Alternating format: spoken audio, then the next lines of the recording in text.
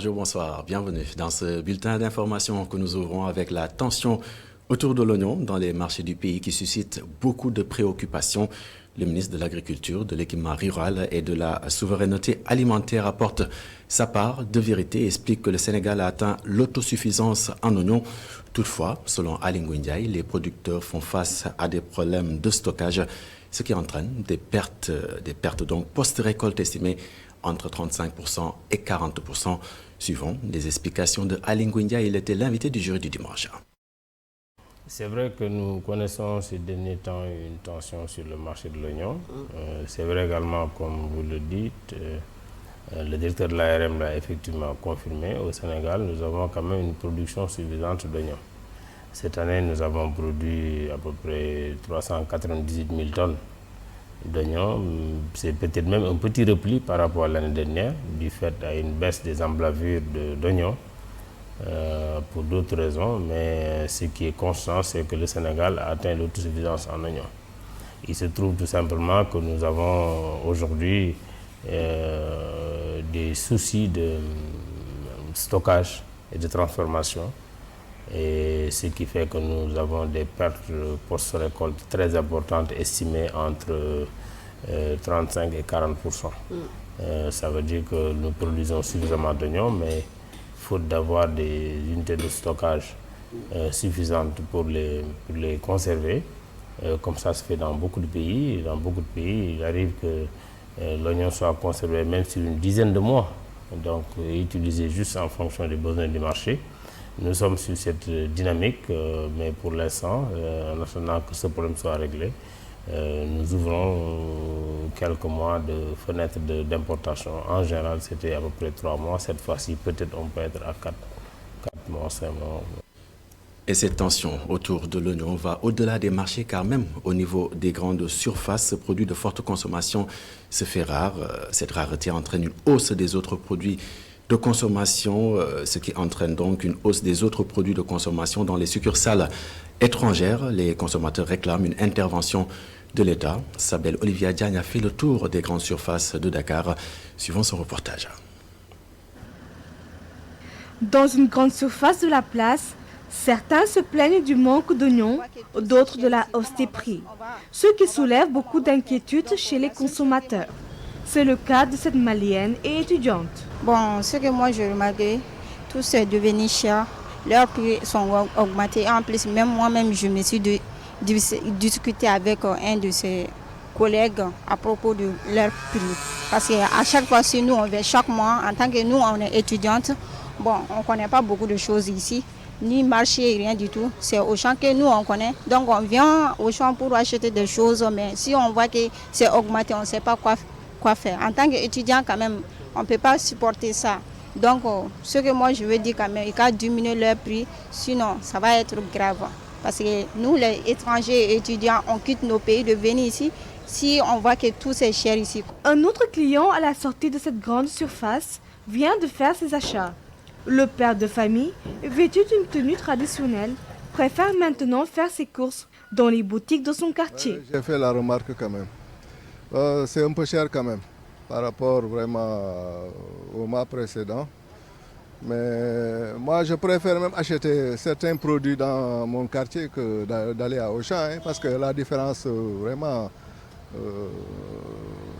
il n'y a pas une grande différence. Donc, c'est quand même cher, c'est cher quand même. Non, bon, c'est général, bon, dans ce pays, il n'y a pas d'oignon, le prix est excessif. Le kilogramme 1200, 1000 francs, le kilogramme d'oignon, vraiment, alors qu'on cultive l'oignon ici. Donc ça aussi, vraiment, c'est compliqué. C'est compliqué pour les ménages. Il est consultant en affaires, il pense le contraire, car pour lui, le consommateur doit être sensibilisé afin qu'il ne soit plus affecté par la hausse des prix. En tant que père de famille, je prends mes dispositions et vous savez, je dispense même des cours pour enseigner aux gens ce que les marchés financiers internationaux, donc la bourse internationale. Et je pense que le consommateur, quand il est sensibilisé et qu'il comprend les effets de ce qu'il subit, et je lui donne aussi un volet où il peut aussi participer dans ces marchés internationaux et gagner quelque chose comme 20 à 40 à 60 euros par jour. Donc il peut augmenter automatiquement son pouvoir d'achat et les prix ne l'affecteront plus à la longue. Depuis un moment, plusieurs grandes surfaces ont augmenté leurs prix, ce qui affecte certains citoyens, surtout avec la montée des prix de l'oignon et d'autres produits de première nécessité.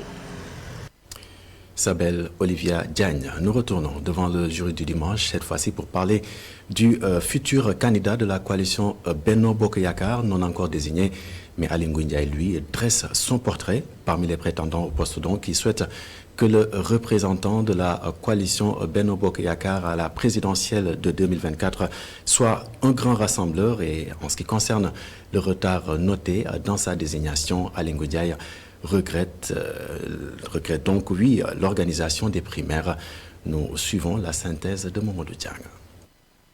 D'abord sur le profil de la coalition Benno Bokk Yakaar à l'élection présidentielle de 2024, le ministre de l'Agriculture se montre serein.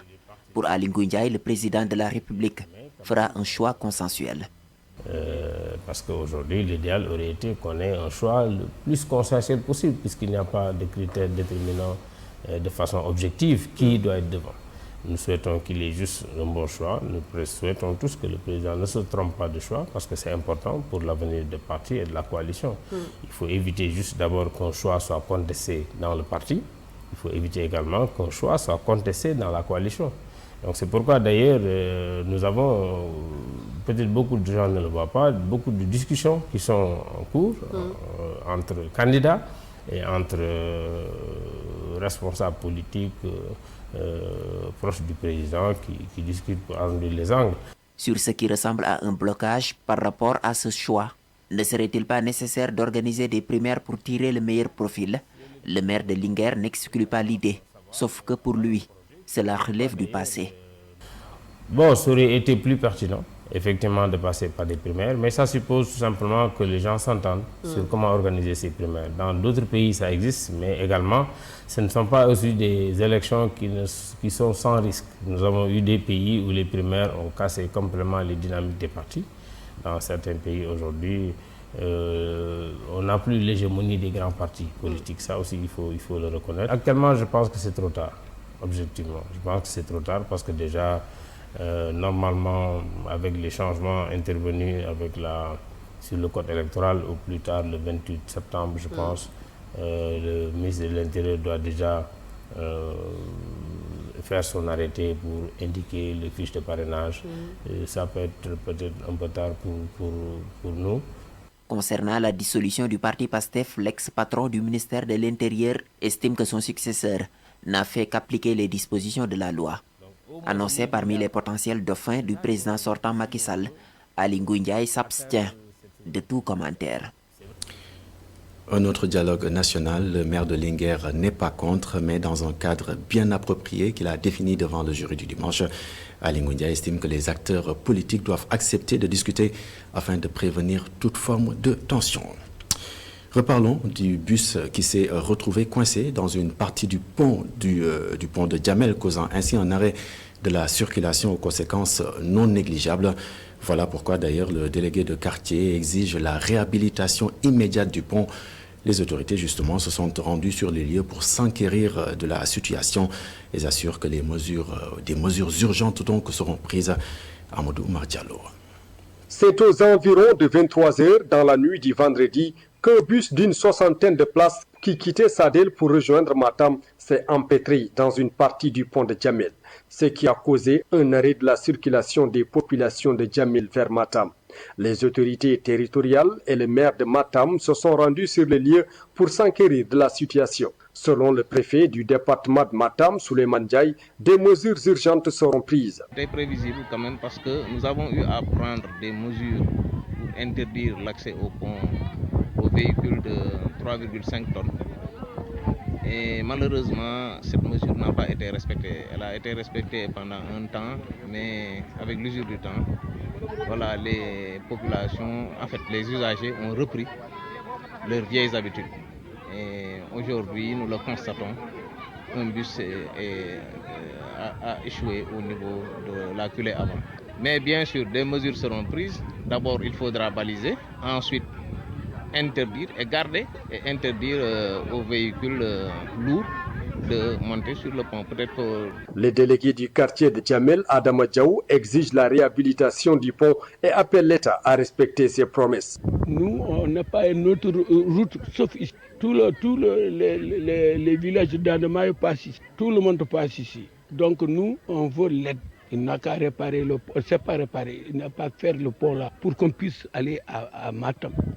Sinon, on sera enclavé. On a revendiqué à 2021.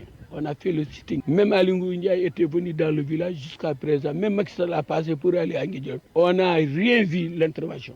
Donc aujourd'hui, on veut qu'on répare le pont immédiatement. Sinon, on va se lever. En 2021, la population de Djamel avait alerté les autorités sur l'état vétuste du pont avec des brassards rouges. Depuis lors, l'État tarde à réagir. D'autres points stratégiques de la commune de Matam menacent de s'effondrer, tels que le pont de Neville et celui de Matam. Le spectre d'un éventuel effondrement de ces ponts hante le sommeil des populations. Amadou Oumar Diallo, nous restons à Djamel. Le directeur de la Géroute de la zone nord, Boubacar Fofana, s'est rendu sur les lieux pour prendre connaissance de la situation. Et selon Boubacar Fofana, une équipe de veille de la Géroute sera dépêchée sur place pour régler le problème au plus vite. Suivant ses explications, il est au micro de Amadou Oumar Diallo toujours. Effectivement, en fait, il faut reconnaître qu'il y a le vaste programme de désenclavement de la zone du Dandemayo, le projet de construction de la route du Dandemayo qui s'étale sur pratiquement 250 km. Et en plus de cela aussi, il y a pratiquement tous les ponts qui sont sur le tracé du Dandemayo. Il y a 7 ponts existants sur le tracé du Dandemayo qu'il faut falloir reconstruire. Les études sont déjà terminées, on est en phase de préparation pour démarrer les travaux. Et en plus de ces 7 ponts-là qui sont sur le tracé, il y a 3 autres ponts qui sont en dehors du tracé pour faciliter un peu le déplacement des populations et la continuité du territoire dans la zone du Dandemayo. Effectivement, ce phénomène-là, en fait, les dispositions ont déjà été prises en interne au niveau de la Géroute et l'entreprise en charge des travaux sur la section Matam-Nguédiaye a déjà mobilisé son matériel en cours de route pour vraiment régler ce problème dans les meilleurs délais et faciliter la continuité du trafic. Exactement, il y a des équipes de veille qui sont mises en place, notamment en période hivernale et en cas d'incidents particuliers. Les équipes de veille sont déjà mobilisées et identifiées. Donc là, on attend l'entreprise en charge de la section Nguédiaye de Matam qui doit arriver dans quelques minutes pour décanter la situation. Pendant ce temps, oui, le collectif des habitants de la SN City Ndiakhirat était face à la presse, ceci pour dénoncer les nuisances causées par la ferme avicole de la Sedima. Les résidents veulent la délocalisation de la ferme qui est un obstacle à l'évacuation des eaux pluviales. Babacar Seck. Les résidents de la SN City à Ndiakhirat sont très remontés contre la Sedima qui exploite une ferme avicole à proximité de la cité. Les impacts négatifs de la ferme sont nombreux.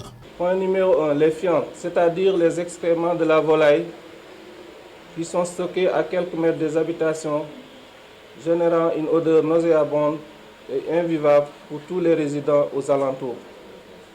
À noter également que l'évacuation de ces fientes hors de la ferme avec des camions remplis plus qu'au rabord n'est pas sécurisée, entraînant ainsi un risque de déversement dans la cité, avec tout ce que cela comporte comme risque sanitaire, car beaucoup de maladies comme la grippe aviaire se transfèrent aussi via ces fientes. Le deuxième point, donc, c'est les mouches. Ici, de ces tas de fientes envahissent nos maisons avec leur lot de risques sanitaires, car qui dit mouche dit transmission d'agents pathogènes pour son virus, bactéries, parasites, champignons, etc. Le troisième point, c'est la pollution sonore avec les équipements de ventilation très puissantes et autres machines. Ils en appellent aux autorités et à la compréhension des responsables de la Sedima.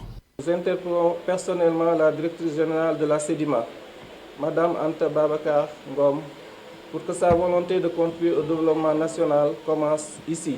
Si l'entreprise n'est pas prête à adopter des mesures fortes dans ce sens, alors nous demandons aux autorités locales, notamment M. le maire et ses équipes, au préfet et au sous-préfet, au ministre en charge de l'environnement et de l'urbanisme, de constater que la cohabitation avec cette ferme industrielle est impossible.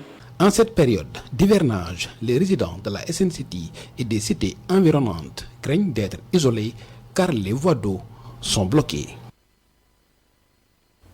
Babacar Seck, le syndicat autonome des médecins, pharmaciens et chirurgiens dentistes du Sénégal, le SAMES, tient la réunion de son comité exécutif national à Saint-Louis.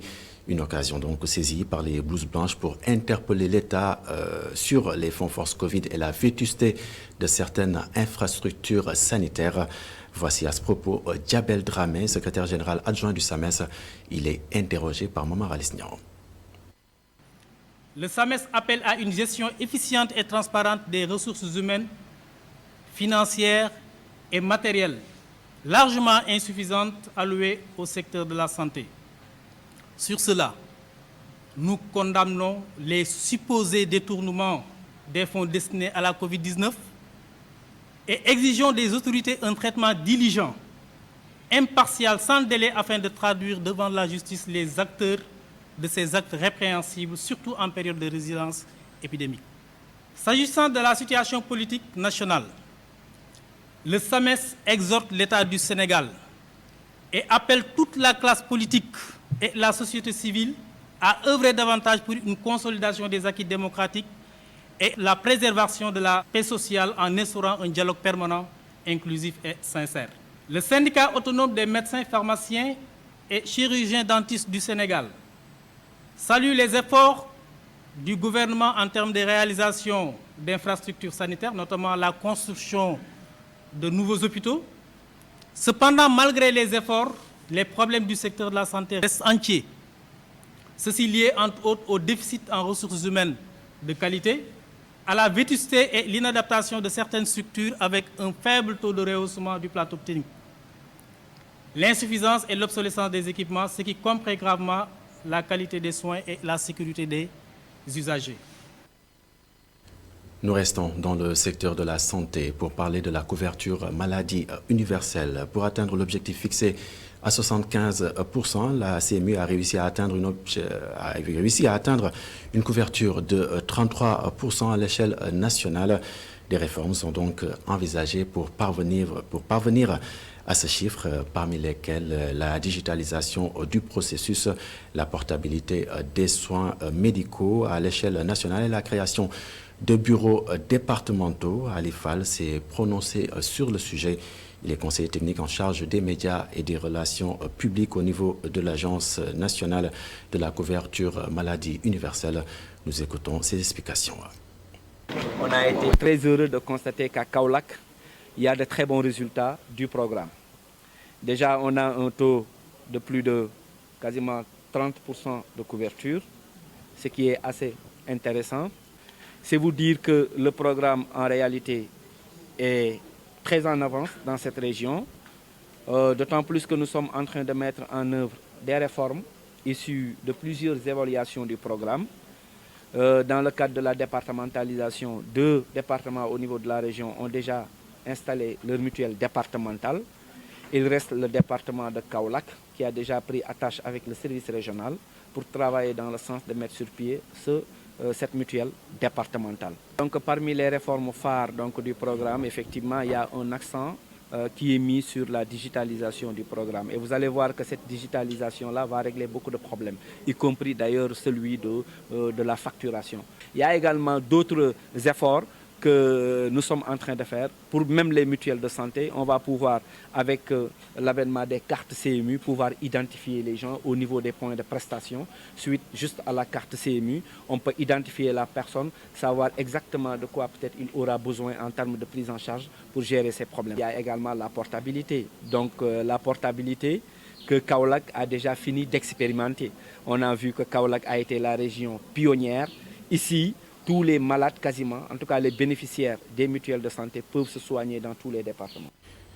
Au même moment, le directeur général de la SONES, Société nationale des eaux du Sénégal, a effectué une visite des installations du réseau hydraulique relié à la 3e usine de production d'eau potable de Keur Momar-Sarr ce samedi. Ce réseau va donc fournir de l'eau, entre autres à la station de Pointe-Sarène, Mbodiène, Joal-Fadiouth. Un soulagement pour les habitants de cette dernière localité qui souffrait énormément de la pénurie d'eau. Suivons donc les explications de Charles Fall. Il est le directeur général de la SONES et au micro de Muntaga Kanawi. Comme vous le savez, que ce soit Joal, que ce soit Fadjou, qui était alimenté par des forages qui se trouvent à Mbour. Mbour avec l'avancée du biseau salé, tous les emphasiements, les forages sont abandonnés, ce qui crée une rupture ou en tout cas un déficit dans la capacité de production. Nous avons commencé à poser de grosses canalisations qui sont passées par Dias, par Mbour. De Mbour, nous injectons sur le château d'eau. Du château d'eau de Mbour, nous avons posé également une très grosse conduite pour alimenter tout ce qui est pôle touristique de Pointe-Sarène. C'est ce qui justifie que tous les réceptifs hôteliers au niveau du Pointe-Sarène aient de l'eau aujourd'hui.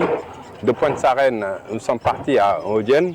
Vous avez tous constaté les grands châteaux d'eau qu'il y a là-bas. Et de Modienne, de grosses canalisations qui viennent ici jusqu'au niveau du château d'eau de Joal. Et de Joal, nous attaquons Fadjout à travers les conduites qui sont sous le pont, qui se trouvent derrière moi. Avant de clore cette édition, parlons de la Journée internationale de la jeunesse célébrée ce samedi à Kermassar. Les jeunes de ce département de Dakar ont été sensibilisés et formés sur les questions environnementales. Le thème choisi justement était « Compétences pour les jeunes vers un monde durable ». Je vous propose justement d'écouter à ce propos Ndeye Banaya Diop. Elle est inspectrice générale de la jeunesse. Il est au micro de Boudal Djadja. Tout juste de célébrer le lancement de la Journée internationale de la jeunesse avec le thème compétences vertes pour les jeunes. Donc on a choisi Kermassar parce qu'on a vu que pour atteindre l'objectif compétences vertes pour les jeunes, il faut que les jeunes aient des connaissances et des valeurs spécifiques sur l'environnement. Et ces valeurs-là, ça passe inéluctablement par l'éducation sur les valeurs, l'éco-citoyenneté, qui en quelque sorte marque la formation des jeunes qui ont des valeurs, en tout cas civiques, mais aussi des valeurs qui vont protéger l'environnement. Donc on a choisi Kermassar parce qu'on a vu que c'est un jeune département d'abord, mais ensuite parce qu'il y a la décharge de Mbobes qui est là. Et là aussi c'est important que ces jeunes-là qui sont là, qui ont en tout cas peut-être un environnement un peu défavorable, qu'ils essayent de transformer les obstacles de leur environnement. L'activité sera rythmée aujourd'hui ici par une session de formation sur les compétences vertes, marquée essentiellement sur l'éco-citoyenneté. On va former les jeunes sur les valeurs en tout cas qui vont permettre aux jeunes de respecter l'environnement, mais aussi de le préserver. Oui, le ministère de la Jeunesse a un programme large sur ça. Donc après cette activité-là, c'est juste un choix sur Kermassar, mais en tout cas d'autres activités se tiendront sur les écoles, mais aussi ça dépend des cibles. Et il s'agissait bien de Ndeye Banaya Diop. Elle est inspectrice générale, inspectrice régionale de la jeunesse et elle était au micro de Boudal Djadj. Nous sommes arrivés au terme de cette édition que j'ai eu beaucoup de plaisir à vous présenter. Excellente suite des programmes sur la télévision d'ici et d'ailleurs.